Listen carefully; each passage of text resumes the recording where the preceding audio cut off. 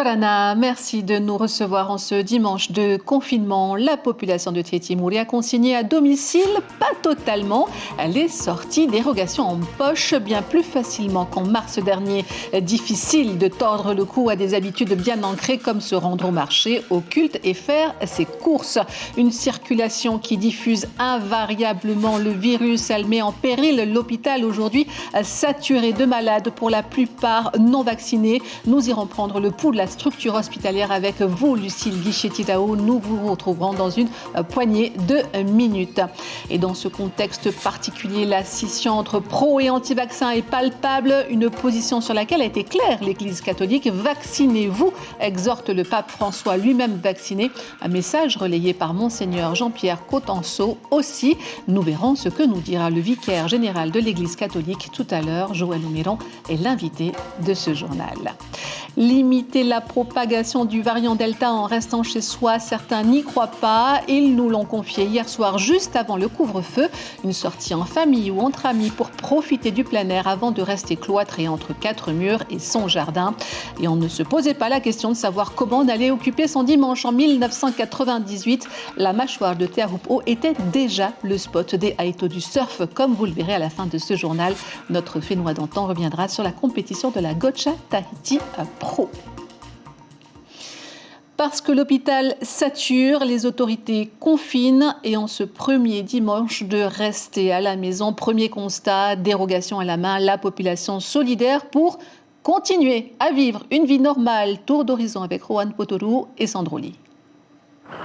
Pour ce premier dimanche confiné, force est de constater des rues quasiment désertes dans la capitale et les communes environnantes. À l'exception près, ce matin du côté du marché de Pop-Été, dans les offices religieux des protestants et catholiques et dans les magasins d'approvisionnement. Les personnes avaient la possibilité de faire leurs courses et d'assister à leur culte munis de leurs dérogations, des libertés accordées par les autorités qui restent encore floues pour beaucoup. On ne comprend pas trop bien le confinement, quoi. On dit que c'est confiné, mais tout est ouvert. Je viens de passer devant l'église. L'église également, il y a des gens et tout ça. Donc on se pose après des questions, quoi. Et là, il faut faire le papier, allumer l'imprimante, l'ordinateur et tout. Voilà. C'est contraignant, ouais, mais bon. Il faut suivre les instructions du haut-commissaire. C'est mieux. Je trouve ça bien qu'il n'y ait pas d'attroupement de personnes au même endroit. Je trouve ça très bien, vivement. Par contre, il faut penser aussi qu'il y a des gens ils ont besoin de gagner leur vie, hein.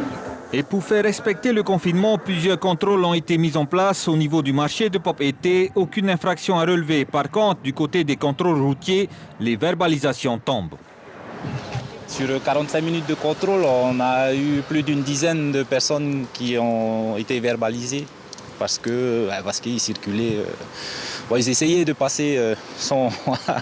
Tout le monde suit l'actualité au courant de la gravité de la situation, quoi. On a pris des mesures fortes jusqu'à présent. Le couvre-feu est bien respecté. Je pense que cette journée aussi, il y a des gens qui circulent pour faire des courses. Mais il n'y a pas de regroupement. C'est ça qu'on a voulu éviter. C'est pour ça qu'on a interdit d'aller sur les plages. Que la circulation n'est pas faite pour aller dans des regroupements familiaux ou amicaux, même si c'est la tradition ici en Polynésie. Donc il faut bien respecter ces mesures.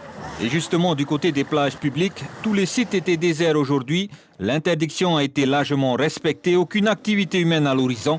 La nature a repris ses droits. Et à la présidence, on réouvre un testodrome. Si vous présentez des symptômes, vous pouvez vous y rendre dès 7h30 jusqu'à 15h de ce lundi à seulement ce vendredi. Et samedi arriveront les 12 infirmières en renfort du personnel hospitalier épuisé et sur les nerfs. Le bilan épidémiologique ne sera publié que demain, lundi, par la direction de la santé. Mais on sait déjà que la situation sanitaire s'est nettement dégradée au cours du week-end. Lucille Guichet-Tidao, vous êtes devant l'hôpital du Taoné qui est aujourd'hui à saturation. Alors dites-nous comment s'organisent les soins aujourd'hui? Oui, avec un taux d'incidence, c'est-à-dire le nombre de cas actifs pour 100 000 habitants de 1954 précisément. La Polynésie est aujourd'hui le territoire français le plus touché par le SARS-CoV-2. Alors, Il n'y a pas encore de chiffres officiels, vous l'avez dit tout à l'heure pour le moment ce soir, mais de sources médicales, on sait déjà qu'il y avait 10 décès supplémentaires à déplorer hier samedi. La situation devient difficile à la morgue de l'hôpital, il faut le dire. La morgue qui ne compte que 11 casiers réfrigérés, dont un seul de grande taille pour les défunts en surpoids. 2 containers réfrigérés ont donc été installés pour entreposer les cercueils en attendant leur enlèvement par les pompes funèbres. On en est là ce soir. Le service réanimation est saturé, 34 personnes âgées en moyenne de 60 ans.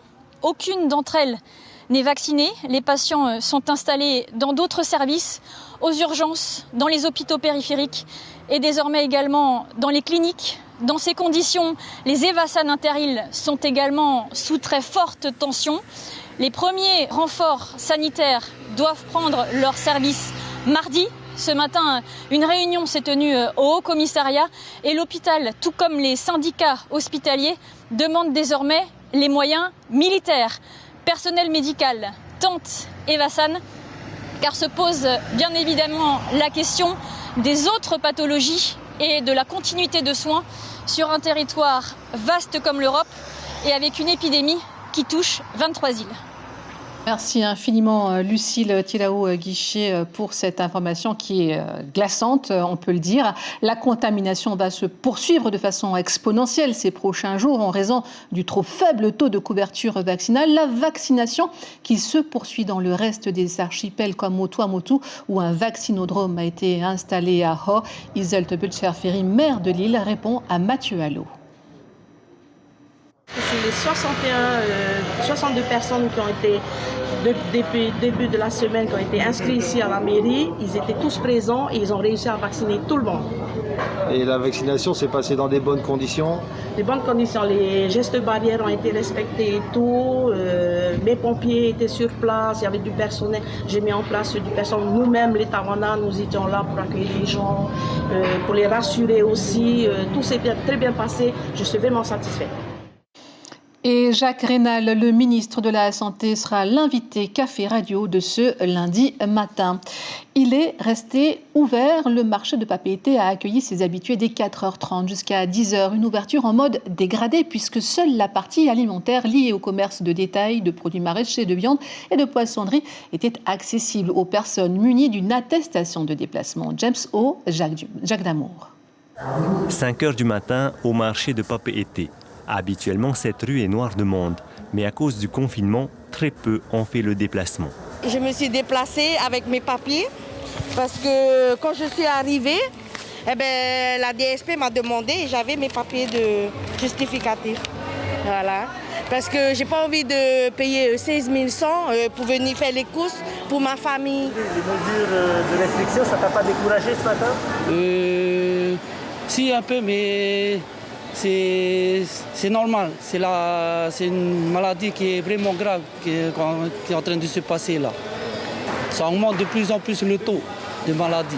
Du côté des commerçants, la moitié d'entre eux ont décidé de rester à la maison. Pour ceux qui sont présents, le constat est mitigé.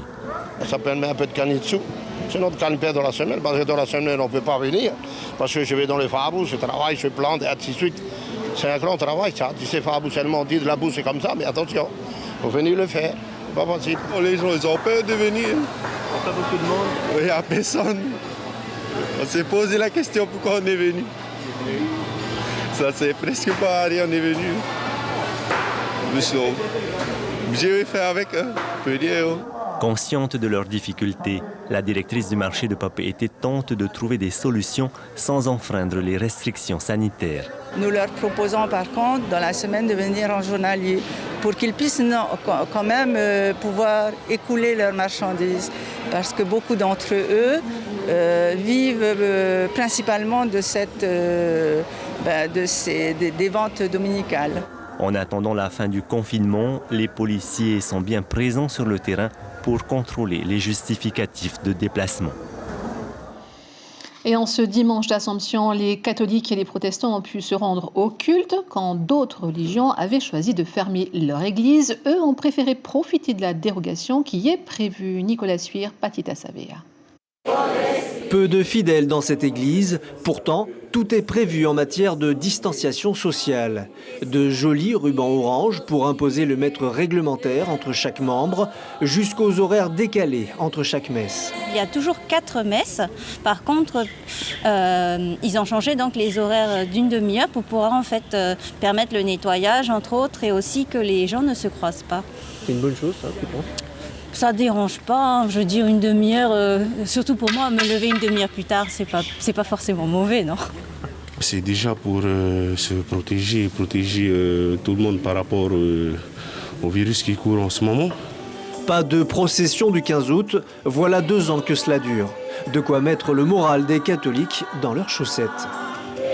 Il n'y a pas de procession, il manque quelque chose. C'est un tout le jour, le 15 août, avec la procession. Donc c'est festif normalement, mais avec les mesures barrières, évidemment, tout élément festif est un peu atténué. Pareil chez les protestants, ce temple est à moitié vide malgré le respect de tous les gestes barrières. Mais n'oubliez pas que ton corps, c'est le temple de Dieu. Alors ceux qui ne peuvent pas venir, peut-être ils sont chez eux et en même temps écouter et en même temps louer le Seigneur aussi. Ici, 70% des paroissiens sont âgés et ont préféré jouer la carte de la sécurité. Les gens sont restés chez eux parce que déjà il y a le système où il faut se munir d'une attestation pour se déplacer. C'est pas forcément tout le monde qui a les moyens et le pouvoir de le faire. Et après beaucoup jouent aussi la sécurité. Ils préfèrent rester chez eux pour être safe. Tous les croyants sont conscients qu'ils ont la chance de pouvoir célébrer encore leur culte. Alors, malgré toutes les restrictions, ils sont heureux de rendre louange à leur Seigneur aujourd'hui. Joël Oméran, Yorana. Alors, je rappelle que vous êtes le vicaire général de l'Église catholique. On l'a entendu un peu plus tôt, le haut-commissaire disait que l'on avait appliqué de fortes mesures. Est-ce que de confinement de dimanche, pour vous, c'est une mesure forte ou une mesurette ? Ça dépend de quel angle on est. Mais le dimanche, c'est quand même un peu attrayant pour chacun de nous. Le dimanche, c'est quand même le jour du Seigneur et c'est le seul jour où la famille peut se retrouver, non seulement à l'église, mais aussi ailleurs, à la plage ou ailleurs. Donc, c'est pas évident. Alors, pas évident. Vous jouez avec votre santé, avec votre vie, mais aussi avec la vie des autres. Dixit le pape François s'adressant aux fidèles catholiques en janvier 2021. Alors vous, Joël Oméran, vous vous positionnez clairement en dissident, en disant non au vaccin. Votre foi vaut-elle plus qu'une vie ? Je pense que la foi fait partie de la vie. Et quelqu'un qui croit, c'est quelqu'un qui est pour la vie. Et nous avons un Dieu d'amour, un Dieu de vie. Ce que je voudrais tout simplement préciser, ce n'est pas le fait d'être contre ou pour, c'est le fait d'être vrai. Il ne faut pas oublier que le vaccin jusqu'à aujourd'hui, à moins qu'il y ait un changement, est encore au stade expérimental. Vous pensez que c'est encore au stade expérimental, que nous ne sommes pas encore au stade de soins ? Il suffit de se renseigner. Il suffit de se renseigner sur la toile et... que ce soit en Israël ou ailleurs, c'est encore au stade expérimental. Votre source de renseignement, elle se trouve où exactement ? Eh bien, dans les sources officielles de la santé, que ce soit en France ou ailleurs, parce que c'est quand même mondial. Et il faut pas aussi croire que les gens ne se renseignent pas, ne s'informent pas. Il ne faut pas non plus croire aussi aux fake news. Donc, il faut être sérieux là-dessus. Je ne dis pas de ne pas se vacciner, mais je pense que la liberté des uns et des autres et une conscience éclairée peuvent amener les gens à se faire vacciner. Mais en même temps, et comme je l'ai dit vendredi soir chez le OCR, pourquoi ne pas utiliser d'autres moyens et de laisser les médecins traitants soigner leurs malades ? C'est eux qui connaissent leurs malades. Ce qui se passe, on les envoie chez eux, et puis vous prenez Doliprane, sinon appeler le 15, quand c'est trop tard ou c'est pratiquement trop tard. Je comprends les soignants, je comprends aussi les familles. Donc les soignants sont sous le poids du travail et les familles ou les malades, eh bien, ils sont dans la souffrance. Par contre, en amont, si on peut déjà faire soigner par les médecins traitants avec des médicaments adéquats, eh bien peut-être il y aurait moins de malades à l'hôpital. Et donc aujourd'hui, Joël Oméran est toujours contre le vaccin. C'est pas une question d'être contre. Je suis désolé, contre, pour, c'est pas la question. La question, c'est d'abord de réaliser la gravité de l'épidémie et de chercher d'autres moyens à part le vaccin. Voilà, c'est ça. C'est pas du tout une question d'être contre, une question d'être vrai. Et il y a d'autres moyens à part le vaccin. Joël Oméran, merci infiniment d'avoir accepté notre invitation ce soir. Merci. Et pour clore ce volet sanitaire, vous avez été nombreux à profiter des derniers instants de promenade sur la jetée de Papeete avant de vous cloîtrer avec les pessimistes et les fatalistes. Ihuete Fafana et Sandroli ont rencontré des optimistes. Profiter du coucher du soleil avant le premier dimanche confiné, un moment de détente pour ses amis et familles. Les enfants s'amusent, la crise sanitaire n'est pas dans leurs esprits. Les plus grands, eux, ont leur propre avis face à cette nouvelle mesure. Je ne pense pas que ça permette d'arrêter la propagation du virus. Je ne pense pas que c'est la solution. Vous avez prévu quoi demain alors pendant le confinement? On fera des petits jeux en famille. C'est dommage parce qu'on a l'habitude d'aller en famille, à la mer, balade et tout ça, quoi. Mais bon, après quand ce confinement est venu, ça déroute aussi nos habitudes. Hein. Là on profite, après il fallait faire les courses pour demain. À quelques pas de ce parc, 2 roulottes sur 4 sont ouvertes. Des roulottes qui affichent presque complet. Les clients se sont attablés plus tôt que d'habitude. Le couvre-feu à 21h est l'une des raisons, mais pas que. On est venu pour se balader avec les enfants, puisque demain on devra être confinés. C'était l'occasion de venir prendre l'air, voir le monde, parce que demain on devra rester à la maison. Une nouvelle mesure qui changera forcément les habitudes du week-end. Moi déjà j'ai l'habitude d'aller au marché tous les dimanches matins et là demain s'il faut remplir un papier, je crois que je vais abandonner. Je ne vais pas prendre le temps de remplir le papier. C'est bien dommage parce que les pauvres commerçants, je ne sais pas s'ils auront beaucoup de monde à cause de cette attestation qu'ils devront remplir. Le confinement le dimanche est une mesure effective jusqu'au 31 août. Le haut-commissaire l'a annoncé ce matin. Si la crise sanitaire se dégrade, des mesures plus fortes seront prises. Le confinement pourrait donc être étendu. Allez, on remonte le temps à présent avec la Gotcha Tahiti Pro, une compétition de surf sortie d'outre-tombe en 1998. Le 10 mai précisément, Daniel Moine et Gilles Louco nous ont dressé le bilan. C'est notre Fénois d'antan.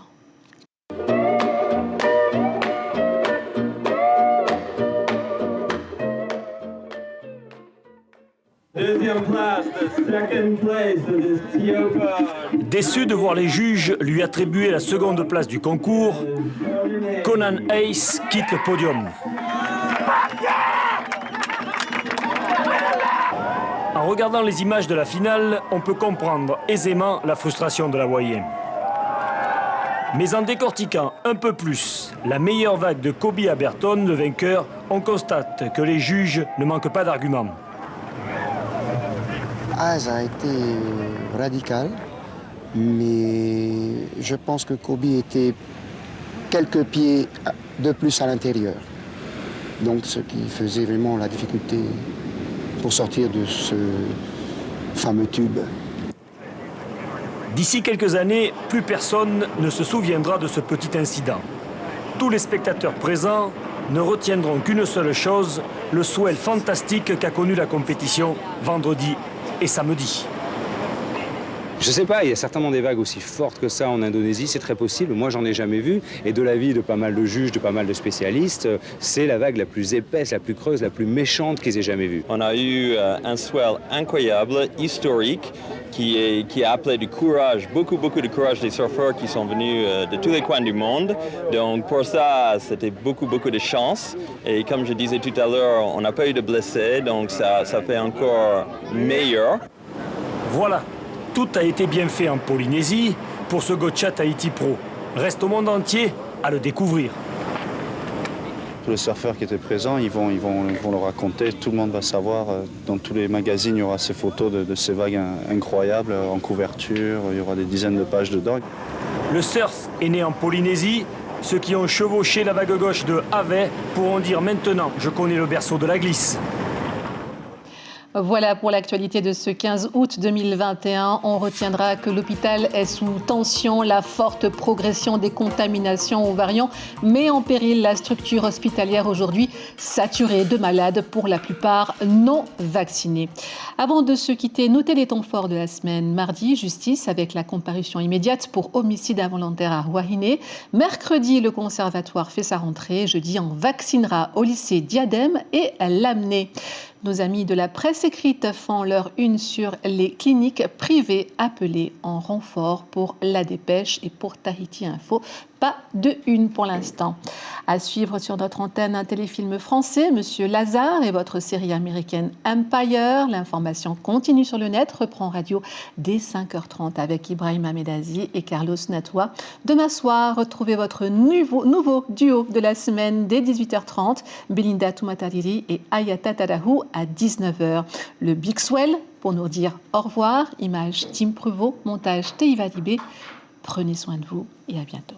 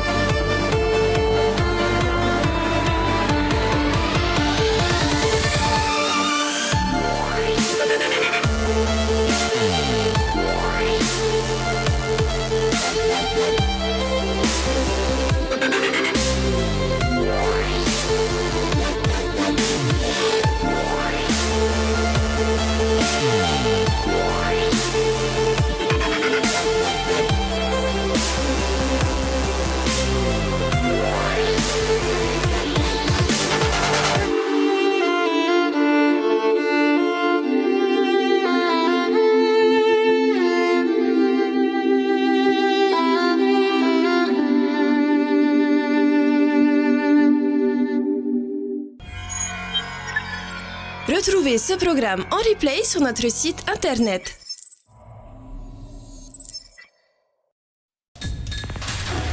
L'information en continu sur Polynésie la première, internet et réseaux sociaux.